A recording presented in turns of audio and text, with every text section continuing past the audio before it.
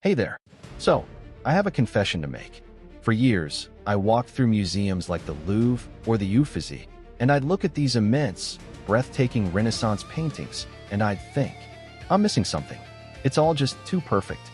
The symmetry, the hidden geometry, the intense, knowing looks on the faces of saints and angels. It felt like the artists weren't just painting a scene, they were building a puzzle. And I was right. Welcome back. I'm Ibnul J. Farabi, and this is The Great Conversation. Today, we're cracking open one of the most fascinating puzzles in history. Episode 27, The Real Da Vinci Code, How Renaissance Art Concealed Heretical Science. Forget the fictional conspiracies of pop novels. The real story is far more compelling and infinitely more dangerous. Because in the 15th and 16th centuries, if you had a radical, heretical, potentially blasphemous idea about the nature of the universe, you couldn't just publish a paper. The church held the keys to truth. So, where did you turn? You became an artist. Or you found a wealthy, sympathetic patron who commissioned one. And together, you hid your revolutionary science in plain sight, within the sacred imagery of the day. Let's set the stage. This is the era when the bedrock of understanding was shifting. The Earth was no longer the immovable center of God's creation. The work of astronomers like Copernicus and later Galileo suggested a heliocentric model, the sun at the center. This wasn't just a scientific adjustment, it was a theological earthquake. It demoted humanity from the cosmic center stage. To voice such ideas openly was to risk excommunication, imprisonment, or worse. But the human mind, once it has glimpsed a new truth, has a relentless need to express it. An expression found its vehicle in art. Take the masterpiece The School of Athens by Raphael, painted in the Vatican itself. On the surface, it's a glorious gathering of ancient philosophers. Plato and Aristotle center stage. But look closer. Plato is pointing upward, to the realm of ideals, the divine. Aristotle gestures forward, to the earthly, the practical. This is standard symbolism. But then, tucked in the lower right, is the figure of Heraclitus, a brooding, solitary thinker. He's painted in the likeness of Michelangelo, and he's sitting on a block of marble, not the steps. He's separate. Art historians have long debated why. But what if this is a coded nod to a new, disruptive philosophy of nature? Heraclitus believed in a universe in constant flux, governed by a logos, a rational principle. This wasn't the static, God-ordained universe of medieval thought.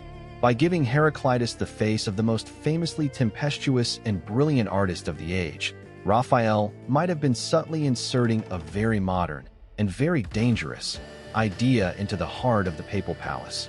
That truth is found through contemplation of a rational, dynamic cosmos, not just through scripture. But the true master of the coded canvas was Leonardo da Vinci. His Last Supper is a textbook of hidden knowledge. Everyone talks about the possible figure of Mary Magdalene, but the deeper heresy is in the geometry. Da Vinci was obsessed with anatomy, with optics, with the mechanics of the physical world. He dissected corpses illegally to understand the divine machine of the body. In the Last Supper, the perspective lines don't just create depth, they converge with a shocking precision, drawing the viewer's eye directly to the head of Christ. But here's the secret.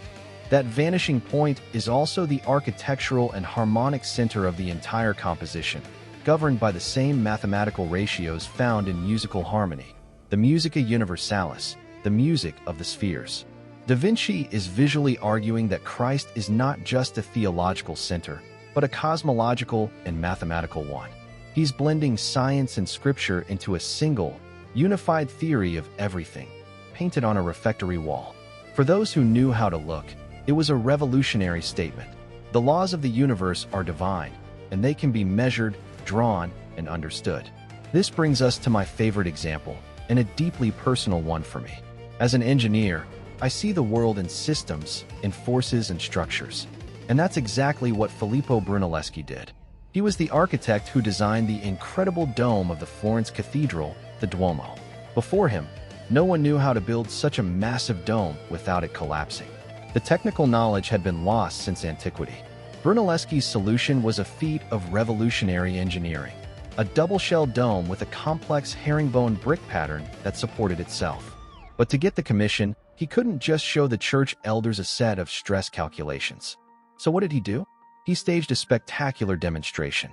He used the principles of linear perspective, which he himself had rediscovered, to create a painted optical illusion of the baptistry building, so perfect that viewers thought they were looking at the real thing through a hole. He proved his mastery over reality itself, over geometry, light, and perception. He won the commission by hiding his engineering genius inside an artistic miracle. He sold them a vision, and in doing so, built a monument that literally reshaped the skyline of human possibility. And that's the real takeaway here. The Renaissance wasn't just a rebirth of classical art. It was a covert operation, a silent, beautiful rebellion waged with brushstrokes and marble. These artists and their patrons were building a new worldview, brick by hidden brick, fresco by coded fresco. They were saying, the universe operates by rational, beautiful, discoverable laws. And we will show you, even if we have to hide it in the face of a saint or the lines of a supper table.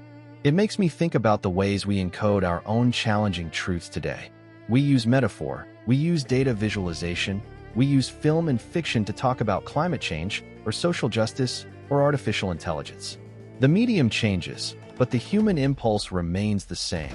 When direct speech is too dangerous or too easily dismissed, we wrap our truth in story. We build a dome of narrative so compelling that people accept the revolutionary engineering holding it up. So, the next time you stand before a Renaissance masterpiece, don't just look for the beauty. Look for the argument.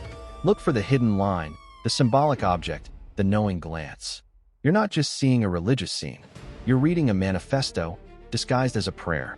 You're witnessing the great conversation between faith and reason, played out in the most high-stakes game of hide-and-seek in history. Thank you for listening to this episode of The Great Conversation. If these hidden histories resonate with you, please share the show with a friend. It truly helps us grow. For more deep dives into the stories that shaped our world, visit our home at Light Not Studios.